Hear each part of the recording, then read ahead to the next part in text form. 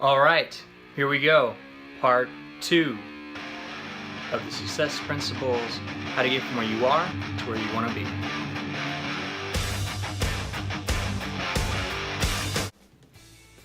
Alright, so from last week, you should have a list of goals that you want to accomplish in the near future. Chapter 2, be clear why you're here. So let's get started. Let's get started. Sorry, let's get started. We're gonna figure out why we're here and what we're supposed to do while we're here. Jack Canfield starts the chapter by saying that he believes everyone has a purpose. And identifying, acknowledging, and honoring this purpose is perhaps the most important action step someone can take. Action of successful people take. They take time to understand what they're here to do, and then pursue it with passion and enthusiasm.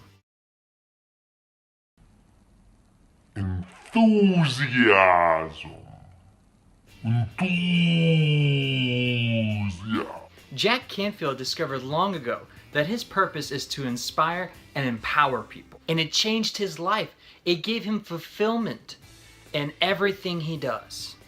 One of the big things he did following his purpose was writing Chicken Soup for the Soul, and then later writing The Success Principles. He's now been able to travel, done workshops, and be able to personally touch people's lives, helping them reach their goals and being able to pursue their purpose, to discover their truest selves. So what's the why behind everything you do? What purpose is acting as a compass right now, guiding you? You may not be finding fulfillment in completing your current goals. You may be on a path that's not exactly perfect for you. You don't want to climb a ladder and get to the top of a building and then realize once you've gotten to the top, you're on the wrong building. This is the wrong building. Oh man. An example Jack Canfield gives us of this is Julie Laplie. L-A-I-P-P-L-Y. Laplie. Julie, as a child, was fascinated and loved animals. So growing up, all her friends and family told her, you should be a vet. So when she went to college, she studied to become a vet. She started taking chemistry, anatomy, biology, and studied to become a veterinarian. These are all things I love animals, but I didn't want to be a vet because of science. I thought it was just like, oh, play with the tiger, play with the lion, feed them, make sure they're happy. No, it's like, you need to understand the essence of their souls. And that's just too scientific for me. But hey, it's all good. I love the animals.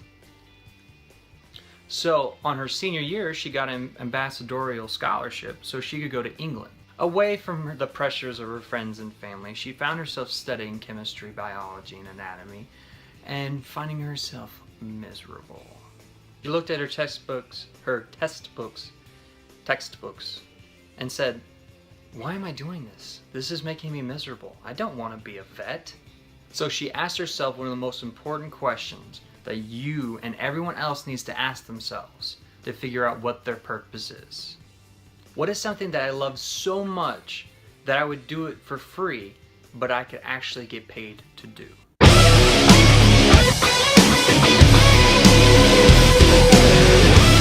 She thought through her life when she was a volunteer, youth leader, in the communication leadership courses she took as an elective in Ohio State.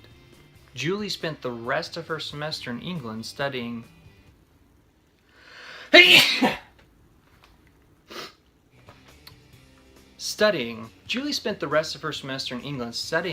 communications and media performance. When she returned to Ohio State, she convinced the administration to let her create her own program in leadership studies. And now it took her 2 years longer to graduate. She went on to become the senior manager in leadership training for the Pentagon. She also went on to win the Miss Virginia USA contest and more. She's worth a Google. The good news is you and I don't have to go to England for a year away from the pressures of family and friends to be able to realize our purpose. Jack Canfield has made us a test that we're able to take right here, right now. Let's do it. All right, so the first step, there's 4. First step is list 2 of your unique personal qualities, such as enthusiasm and creativity. 2, list 1 or 2 ways you like to use your qualities to be able to help people, such as to inspire. All right, number 3, assume the world is a perfect place right now. What does this world look like? How is everyone interacting with everyone else? What does it feel like? Write your answer as a statement. In the present tense, describing the ultimate condition, the world as you see it and feel it. Remember, a perfect world is a fun place to be. All right, step 4. Combine the 3 prior subdivisions into one statement. 1 for me. Bringing joy to people, communication with them, and helping people. 2, how I use them, making people laugh, and talking to people, talking things through. 3, my idea of a perfect world in a statement.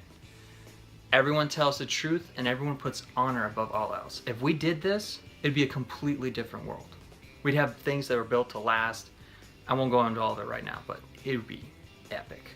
My purpose in a perfect world is to bring joy to people and help them to be honorable to each other and to God.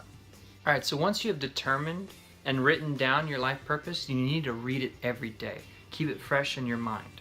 If you're artistic and strong visual image, draw it out. Get a picture, download a picture that reminds you of your purpose.